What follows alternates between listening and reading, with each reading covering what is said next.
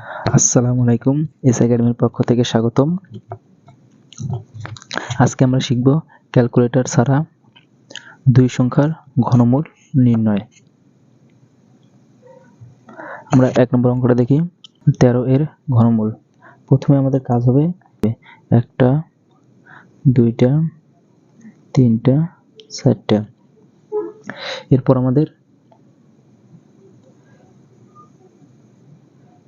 আমাদের একের ঘনমূল করতে হবে। একের ঘনমূল হচ্ছে 1। তারপর হচ্ছে 3 এর ঘনমূল করতে হবে। 3 এর ঘনমূল হচ্ছে 27। এদিকে আমাদের 27 লিখতে হবে। তারপর আমাদের এই 1 দিয়ে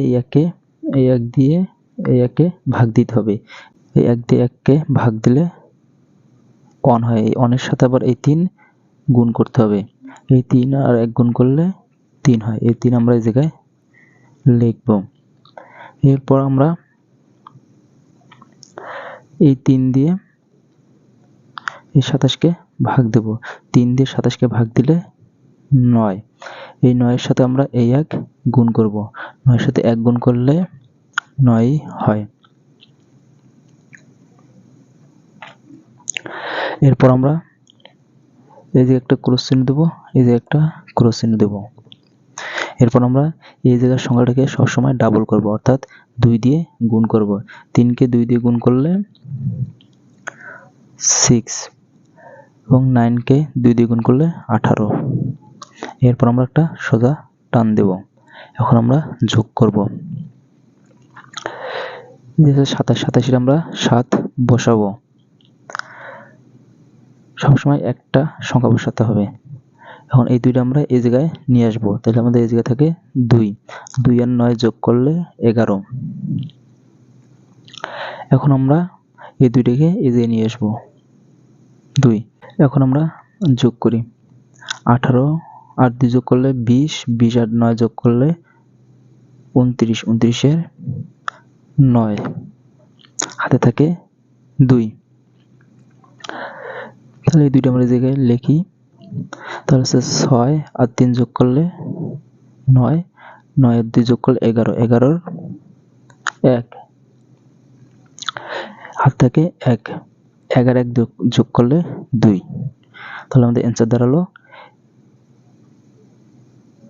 2197। এবার আমরা 2 নম্বর অঙ্কটা দেখি। প্রথম কাজকে আমাদের 4টা দাগ দিতে হবে। 1টা, 2টা, 3টা, 4টা। প্রথম আমাদের 1 এর ঘনমূল করতে হবে। 1 এর ঘনমূল হচ্ছে 1। এরপর 2 এর ঘনমূল করতে হবে। 2 এর ঘনমূল হচ্ছে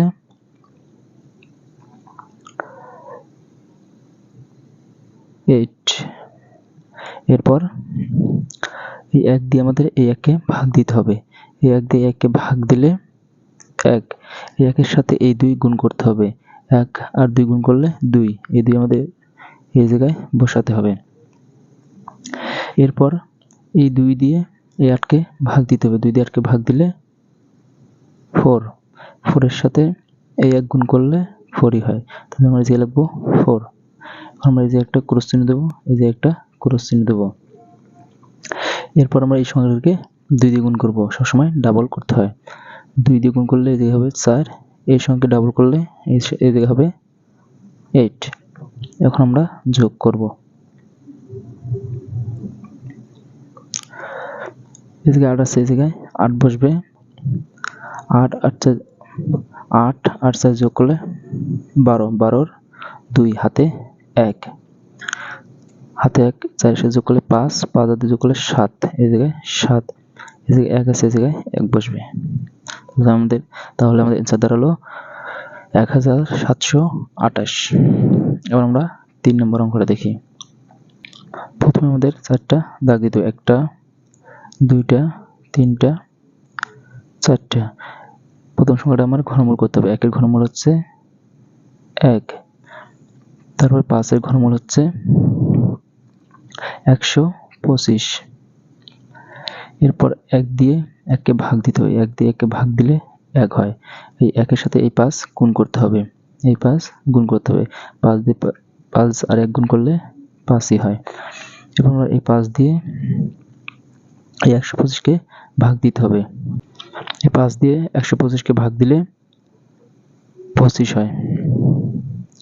25 সাথে 1 গুণ করলে 2500 হয়। তাহলে এইদিকে আমরা লিখবো 25। এখন আমরা এই জায়গায় একটা ক্রস চিহ্ন দেবো, এই যে একটা ক্রস চিহ্ন দেবো। এরপর এই সংখ্যাটাকে আমরা ডাবল করবো। 5 এর ডাবল হচ্ছে 10, 25 এর ডাবল হচ্ছে 50। এবার আমরা একটা টান দেব।